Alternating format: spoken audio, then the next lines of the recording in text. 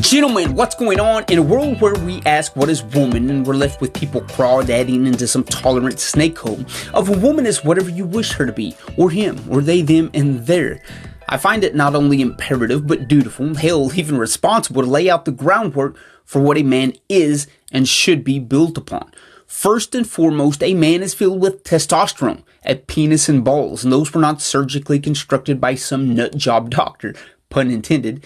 These utensils of manhood were given by birth, therefore giving man access to his universal birthright, that of masculinity. See, man is not some crawling and spineless afterthought of some post-feminist ideology. Man is equal to nothing, therefore he is man. And there are some definitely inborn and natural qualities that he and he alone can carry. And just because a man is cool as shit and has been admired for his courage, bravery, adventure, physicality, and skilled logic since time immemorial, it doesn't mean that everyone can be a man, i.e. balls and penis are the first requirement. From birth, Leah. From childhood, that boy that plays King of the Mountain and dreams of the daring attempts to rescue people from a burning building. Or turns on the imagined sirens and has a high-speed chase with the ruthless bank robbers ending in that back alley shootout. To the kid climbing to the top of the tree just because he was dared. The path to manhood starts with something even bigger than self. Its genesis lies in the heart of seeing the impossible become possible. That adventurous spirit that spearheads the challenges of life, with the likes of Alexander the Great, Julius Caesar, Napoleon, and George Washington, even to the intellectuals that decided to conquer the intellect of philosophy.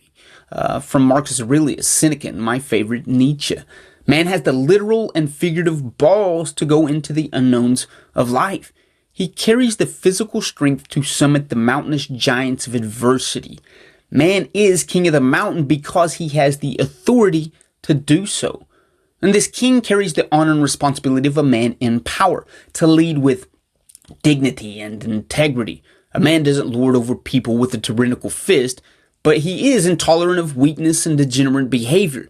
A man stands for what is right. His code is the protection and continuance of something sacred and beyond himself. That beyond being a strong and progressing life, a legacy, not built for self alone, but for those that accept the honor of a strong life. And strong, that's the backbone of man's spirit.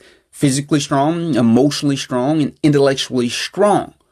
Man is a physical specimen, and to never test or even approach what could be of a body that was born to be a badass machine, well, that's a shame and a regret unmatched. A man is made to mold his body into something special, unique, and set apart, to be that statue of strength that women and children, society admire and respect. And the ability to regulate emotions is man's duty as well. Man does not allow emotions, neither happiness, sadness, or any in between, to steer his ship. Man recognizes that emotions are only the stars in the sky, enabling him to navigate his course to the shores of freedom. If it makes him happy, and it is conducive to growth and strength, then he repeats similar actions. If it makes him angry, bitter, depressed, then he chooses not to follow those stars leading to rocky shores. And to push his mental capacity to new heights of understanding, he confesses that there is always more to learn. A lifetime student of sustainable principles is man's profession. A good man will always acknowledge he can always become a better man.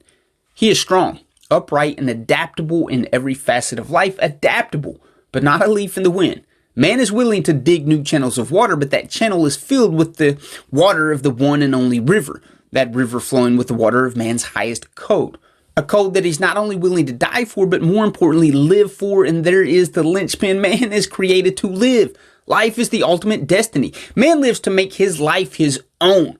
The hardships, adversities, giants, and trolls under the bridge will ultimately bend their knees to man and his will. This is his calling, to conquer even what may seem unconquerable.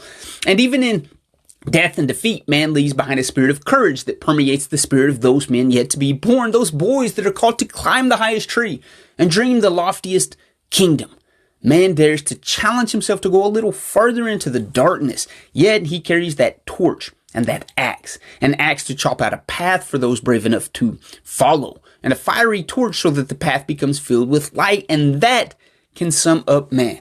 Man is created to be a light, a flame that guides towards strength and never away from it. always towards, and he wields the weapons necessary to initiate the path of strength. A man is balls, backbone, and brains. He is never afraid to exhibit what makes him man. And that is why, in the end, he is respected and revered. Man accepts the responsibility that the weak want but are too fearful to possess. Love and respect, gentlemen. You are a man. You will hear from me next episode.